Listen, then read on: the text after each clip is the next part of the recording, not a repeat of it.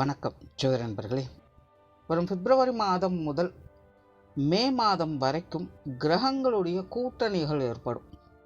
நவ கிரகங்களில் கேதுவை தவிர்த்து மற்ற 8 கிரகங்களும் ஒன்றோடு ஒன்று கலந்து கொண்டு இருக்கும். அதாவது மாத கிரகங்களும் வருட கிரகங்களும் ஒன்றாக இணையக்கூடிய காலகட்டம். பிப்ரவரி 14க்கு மேலே கிரகங்கள் ஒரு வரிசையாக இருந்து பிறகு மார்ச் 15லேருந்து ஏப்ரல் 15 வரைக்கும் கிரகங்கள் ஒன்றோடு ஒன்று கலந்து கூட்டு கிரகங்களாக மாறி அதன் பிறகு மே மாதத்தில் திரும்பவும் ஒரு வரிசையாக அமையும். கிட்டத்தட்ட இந்த அமைப்பு பார்த்திங்கன்னா பிப்ரவரி 14 ஆரம்பித்து மார்ச், ஏப்ரல், மே, கிட்டத்தட்ட ஜூன் முதல் வாரம் வரைக்கும் கூட தாக்குப்பிடிக்கும். கிரகங்கள் ஒன்றாக சேர்ந்து இருக்கும்பொழுது கூட்டு கிரக அமைப்புகள் ஏற்பட்டு கூட்டு கிரக யோகா அமைப்புகள் அப்படிங்கிறது செயல்படும். கிரகங்கள் வரிசையாக இருக்கும்போது கிரகமாளிகா யோகம் அப்படிங்கிறது செயல்படும். மாத கிரகங்களானது முதல்ல சனியோடு இணையுது, ரெண்டாவது ராகுவோடு இணையுது, மூன்றாவது குருவோடு இணையுது. பொதுவாகவே இந்த கூட்டு கிரக அமைப்புகளும் சரி இல்லை கிரகமாளிகா யோகா அமைப்புகளும் சரி செய்யக்கூடியது ஒரே விஷயம்தான். பாசிட்டிவ் அண்ட் நெகட்டிவ் ரெண்டையுமே சேர்த்து தான் கொடுக்கும். பட் எந்தெந்த விஷயங்கள் அப்படிங்கிறது ஒவ்வொரு ராசி லக்னங்களுக்கு தகுந்த மாதிரி மாற்றங்கள் ஏற்படும்.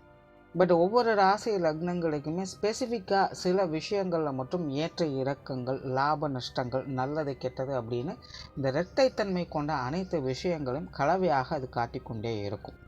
அதுவும் இந்த முறை அமைஞ்சிருக்கக்கூடிய இந்த கிரக அமைப்புகளானது ஆரம்பத்தில் கொஞ்சம் சுணக்க நிலையை ஏற்படுத்தும். கொஞ்சம் ஒரு கன்ஃபியூஷனான ஸ்டேட்டஸ் இருக்கும். செய்யலாமா வேண்டாமா அப்படிங்கிற யோசனைகளையே பல காரியங்கள் கழிஞ்சு போகும். பெரும்பாலும் எல்லா விஷயங்களுமே பார்த்திங்கன்னா ஒரு ஸ்லோ பிக்கப்பாகத்தான் இருக்கும். பட் அதுவே மத்திய பகுதியில் பார்த்திங்கன்னா அதற்கு அப்படியே ஆப்போசிட்டாக எல்லா விஷயங்களும் நடக்கும். எல்லாமே பார்த்திங்கன்னா ஹரிபரியாக நடக்கும். முன்ன பின்ன யோசிக்கிற கூட டைம் இருக்காது. டக்கு டக்குன்னு காரியங்கள் நடந்துக்கிட்டே இருக்கும். ஈவன் அது பாசிட்டிவாக இருந்தாலும் சரி, நெகட்டிவாக இருந்தாலும் சரி, நின்று நிதானித்து யோசிக்கிறதுக்கெல்லாம் நமக்கு டைமே கிடைக்காது. டக்கு டக்குன்னு விஷயங்கள் காரியங்கள் நகர்ந்து போய்கிட்டே இருக்கும். நிறைய சேஞ்சஸை எதிர்பார்க்கலாம் இந்த டைமில். கண்ணு மூடி கண்ணு திறக்கிறதுக்குள்ள என்ன நடந்துச்சு அப்படின்னு தெரியாத மாதிரி சில காரியங்கள்லாம் டக்கு டக்குன்னு மூவ் ஆகிட்டு போய்கிட்டே இருக்கும். இந்த கூட்டமைப்பில் கடைசி காலகட்டம் அப்படின்னு வரும்பொழுது ஒரு ரிலாக்ஸ்டான பொசிஷன் நமக்கு கிடைக்கும். அதாவது எப்படி இருக்கும் பார்த்திங்கன்னா, ஆரம்பத்தில் என்ன பண்ணுறதுனே தெரியாமல் முழிச்சிட்டு இருந்தோம். திடீர்னு இடையில என்ன நடந்ததுன்னு தெரியல, அறக்கப்பறக்க எல்லா விஷயங்களையும் செஞ்சு முடிச்சிட்டோம். இப்போ கொஞ்சம் நிம்மதியாக இருந்தால் போதும், அமைதியாக ரெஸ்ட் எடுத்தால் போதும் அப்படிங்கிற மைண்ட் செட்டுக்கு கொண்டுட்டு போகும். நல்லதோ கெட்டதோ சந்தோஷமோ துக்கமோ எப்படியோ அலைஞ்சு தெரிஞ்சு கஷ்டப்பட்டு நினச்சதை செஞ்சு முடிச்சிட்டோம் அப்படிங்கிற ஒரு மைண்ட் செட்டில் நம்ம கொண்டு போய் உட்கார வைக்கும். பொதுவாக கூட்டு கிரக அமைப்புகள் ஏற்படும் பொழுது அங்கே பாசிட்டிவ் நெகட்டிவ் ரெண்டும் கலந்த விளைவுகள் தான் இருக்கும். காரணம் என்ன அப்படின்னு பார்த்தீங்கன்னா, கிரக கூட்டணிகள் அப்படிங்கிறது பாசிட்டிவ் கிரகங்களும் நெகட்டிவ் கிரகங்களும் இணையக்கூடிய அமைப்புகள் தான். தவிர ஸ்தான பலத்தின் அடிப்படையிலையும் பார்த்தீங்கன்னா சில கிரகங்கள் பாசிட்டிவாகவும் இருக்கும், சில கிரகங்கள் நெகட்டிவாகவும் இருக்கும். பட் இங்கே எல்லா கிரகங்களுமே ஒன்று சேரும் பொழுது அப்போ அங்கே ஸ்தான பலமும் அந்த பாசிட்டிவ் நெகட்டிவ் கலந்த நிலைகளை தான் அது செயல்படவும் செய்யும். ஸோ இயற்கையாகவே இந்த கூட்டு கிரக அமைப்புகள்லாம் ஏற்பட்டுடுச்சு அப்படின்னா முழுசாக நம்ம நல்ல விஷயங்களும் எதிர்பார்க்க முடியாது. அதுக்காக முழுசாக எல்லாமே கெட்ட விஷயங்கள் தான் அப்படின்னு சொல்லிட முடியாது. இந்த மாதிரியான கிரக அமைப்புகள் ஏற்படும் பொழுது தான் அங்கே அதிர்ஷ்டமும் வேலை செய்யும், துரதிர்ஷ்டமும் வேலை செய்யும். அது அதிர்ஷ்டமா இல்லை துரதிர்ஷ்டமா அப்படிங்கிறதான் அவங்களுடைய பிறப்பு ஜாதகம் முடிவு செய்யும்.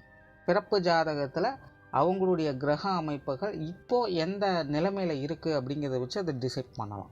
பட் இங்கே நம்ம பொது பலன்கள் பார்க்குறதுனால ஜென்ரலாக இது எப்படி இருக்கும் அப்படிங்கிறத புரிஞ்சுக்கிட்டிங்கன்னா அதை கொஞ்சம் ஈஸியாக எடுத்துகிட்டு போகலாம்.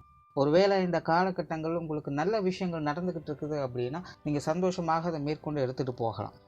ஒருவேளை உங்களுக்கு மோசமான விஷயங்கள் நடந்துகிட்ருக்கு அப்படின்னா நீங்கள் அதை நினச்சி பெருசாக பயப்பட வேண்டியதில் கவலைப்பட வேண்டியது, பெருசாக அதை நினச்சி ரிஸ்க் எடுக்காதீங்க, ஃப்ரீயாக விடுங்க. கொஞ்ச நாள் அது தானாகவே சரியாயிடும். திரும்ப திரும்ப அதே விஷயங்களுக்குள்ளே போய் மாட்டிக்காதீங்க. ஒரு 3 மாதம் பொறுமையாக இருந்துட்டு அதன் பிறகு உங்களோட ப்ராசஸை ஸ்டார்ட் பண்ணுங்கள். ஸோ அதற்கு தகுந்த மாதிரி நீங்கள் கொஞ்சம் ஃப்ளெக்சிபிளாக இருந்துட்டீங்க அப்படின்னா இந்த காலகட்டம் உங்களுக்கு கொஞ்சம் சமாளிக்கக்கூடிய வகையிலும் சிறப்பான வகையிலும் அமையும். தவிர பொதுவான வகையில் ஒவ்வொரு ராசி லக்னங்களின் வகையில் ஒவ்வொரு ராசிக்கும் ஒவ்வொரு விதமான வகையில் இது ஸ்பெசிஃபிக்காக வேலை செய்யும். அது உங்களுடைய ராசிக்கு என்னென்ன விஷயங்கள் அப்படிங்கிறத மேற்கொண்டு பார்க்கலாம். தவிர இது ராசிக்கு பொருந்துமா இல்லை லக்னத்துக்கு பொருந்துமா அப்படிங்கிற டவுட்டு வேண்டாம். ஏன்னா இது ராசிக்கும் பொருந்தும், லக்னத்துக்கும் பொருந்தும். கன்னி கன்னி ராசி கன்னி லக்னக்காரங்களுக்கு இந்த 4 மாத கிரக கூட்டணிகள் என்பது ரொம்பவுமே ஒரு கலவையான நிலைகளில் தான் வேலை செய்யும். ஸோ கன்னி ராசி கன்னி லக்னக்காரங்களும் ரொம்பவுமே கேர்ஃபுல்லாக இருக்க வேண்டிய காலகட்டம் அது. ஏன்னா இந்த கிரக கூட்டணிகளின் போது இடைக்காலத்தில் உங்களுடைய ராசிநாதன் ராசிக்கு 7ஆம் இடத்துல நீச்சகதியும் அடைகிறாங்க. பட் இருந்தாலுமே உடன் மற்ற கிரகங்களுடைய இணைவுகளும் இருக்கிறதுனால இது நீச்சபங்க யோகமாகவும் அது செயல்படும். பட் இருந்தாலுமே ராசிநாதன் நீச்சத்தில் இருக்கும்போது அதனுடைய வலிமை குறைவாகத்தான் இருக்கும். மற்ற கிரகங்களுடைய சப்போர்ட்டாலையும் பலத்தாலையும் தான் உங்களுக்கு சாதகமான பலன்கள் அப்படிங்கிறது ஏற்படும். ஸோ இந்த 4 மாத காலகட்டம் அப்படிங்கிறது கன்னி ராசி கன்னி லக்னக்காரங்களை பொறுத்த வரைக்கும் கொஞ்சம் கேர்ஃபுல்லாக இருக்க வேண்டியது அவசியமாக இருக்கும். மெயினாக கன்னி ராசி கன்னி லக்னக்காரங்களுக்கு வெளி விஷயங்கள் வெளி காரியங்கள் மற்றவர்கள் சம்பந்தப்பட்ட விஷயங்கள் காரியங்களில் ஈடுபாடுகள் அதிகரிக்கும். இது வரைக்கும் உங்களுடைய விஷயங்கள் காரியங்கள் அப்படின்னு செயல்பட்டுட்டு வருவீங்க. உங்களுக்கு தேவையான விஷயங்களில் ஈடுபாடுகள் இருந்துக்கிட்டு வரும். நீங்கள் உண்டு நீங்கள் உங்களுடைய வேலை உண்டு அப்படின்னு கூட அமைதியாக இருந்துட்டு வந்திருக்கலாம். பட் இந்த காலகட்டங்களில் பார்த்தீங்கன்னா உங்களுக்கு வெளி விஷயங்களால் ஈர்க்கப்படுவீங்க. வேறு வழியே இல்லாமல் கட்டாயமாக வெளி இடங்களுக்கு போய் வர வேண்டியதாக இருக்கும். மற்றவங்க பேசக்கூடிய விஷயங்கள் எல்லாமே உங்கள் காதுக்கு வர செய்யும். இது வரைக்கும் எதையுமே கண்ணு காணாமல் கூட இருந்து வந்திருப்பீங்க. பட் இப்போ பார்த்தீங்கன்னா உங்களை பற்றி இப்படி சொல்கிறாங்க அப்படி சொல்கிறாங்க அப்படிங்கிற மாதிரியான ஏதாவது ஒரு செய்திகள் உங்கள் காதுக்கு வந்துக்கிட்டு இருக்கும்.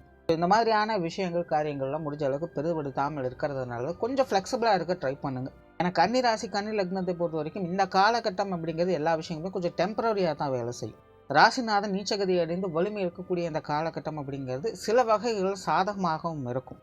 ஏன்னா கிரகம் நீச்சகதியில் இருக்கும்பொழுது பெருசாக எதையுமே உள்வாங்கிக் கொள்ளாது. அதனுடைய ரிஃப்ளெக்ஷன் அப்படிங்கிறது பெருசாக ஏற்படாது. ஸோ நல்லதோ கெட்டதோ எதையுமே பெருசாக எடுத்துக்கொள்ளாது. ஸோ அந்த வகையில் பார்க்கும்போது இந்த கிரக கூட்டணிகளால் ஏற்படக்கூடிய சில மோசமான விஷயங்கள் கூட உங்களுக்கு பாதிப்புகளை ஏற்படுத்தாமல் சாதகமான தன்மைகளை ஏற்படுத்தி கொடுக்கும். அதாவது தலைக்கு தலைப்பாகையோடு போச்சு அப்படின்னு நினைக்கக்கூடிய வகையில் உங்களுடைய சங்கடங்கள் கண்டிப்பாக போகவும் செய்யும். ஸோ கன்னி ராசி கன்னி லக்னக்காரங்க வெளி விஷயங்கள் காரியங்கள் மற்றும் மற்றவங்க சம்மந்தப்பட்ட விஷயங்கள் காரியங்களை கொஞ்சம் நிதானத்தோடும் பொறுமையோடும் அனுசரிப்போடும் செயல்பட்டு வந்தீங்கனாலே இந்த 4 மாத காலம் அப்படிங்கிறது உங்களுக்கு சிறப்பாகவே அமையும்.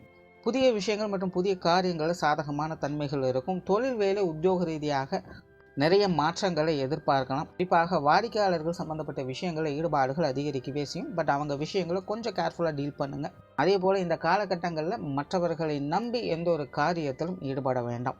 அதாவது மற்றவங்க ஷூரிட்டி கொடுக்குறாங்க அப்படின்னு ஒரு விஷயத்தை செய்கிறது, அப்படி இல்லைன்னா நமக்கு தெரியாத ஒரு விஷயம் இன்னொருத்தருக்கு நல்லா தெரியும் அப்படின்னு சொல்லி அவங்களையே முழுமையாக நம்பி அந்த காரியத்தில் ஈடுபடுறது, இந்த மாதிரியான விஷயங்களும் கொஞ்சம் தவிர்த்துக்கிறது நல்லது. வெளியூர் மற்றும் வெளிநாடு சம்பந்தப்பட்ட விஷயங்கள் கொஞ்சம் சாதகமாக இருக்குது. குறிப்பாக வெளிநாடு சம்பந்தப்பட்ட விஷயங்கள் இந்த 4 மாத கால இறுதி பகுதிகளில் உங்களுக்கு ரொம்பவுமே சாதகமான தன்மைகளை ஏற்படுத்தி கொடுக்கும். சிலருக்கு வேலை அலுவலகம் சார்ந்த விஷயங்களை இடமாற்றங்கள் போன்ற விஷயங்கள் ஏற்படுவதற்கும் வாய்ப்புகள் இருக்குது. பொருளாதார ரீதியான விஷயங்களில் கொஞ்சம் கவனம் எடுத்துக்கோங்க. கொடுக்கல் வாங்கல் விஷயங்கள்லாம் கொஞ்சம் கவனம் தேவைப்படும். அதே போல் உடல்நலம் சார்ந்த விஷயங்களும் கொஞ்சம் கவனம் எடுத்துக்கோங்க. ஏன்னா ராசிநாதன் நீச்சமாகும் போது கண்டிப்பாக மனச்சோர்வுகள் அப்படிங்கிறது இருக்கவே செய்யும். பட் இந்த டைம் மற்ற கிரகங்களுடைய சப்போர்ட்டும் இருக்கிறதுனால பெருசாக பாதிப்புகள் அப்படிங்கிறது இருக்காது. அதனால் பெருசாக கவலைப்படுறதுக்கு இல்லை. பட் இருந்தாலும் அவ்வப்போது கொஞ்சம் மன சுணக்கங்கள் அப்படிங்கிறது ஏற்படத்தான் செய்யும். இப்போ உடல்நல ரீதியாகவும் கொஞ்சம் சுணக்க நிலை அப்படிங்கிறது இருக்கத்தான் செய்யும். உங்களுக்கு மட்டுமல்ல குடும்ப உறவுகள் ரீதியாகவும் கொஞ்சம் மருத்துவ விரயங்கள் அப்படிங்கிறது தவிர்க்க முடியாததாகவே இருக்கும். ஸோ உடல்நலம் சார்ந்த விஷயங்கள்லாம் கொஞ்சம் கேர்ஃபுல்லாக எடுத்துக்கிறது நல்லது.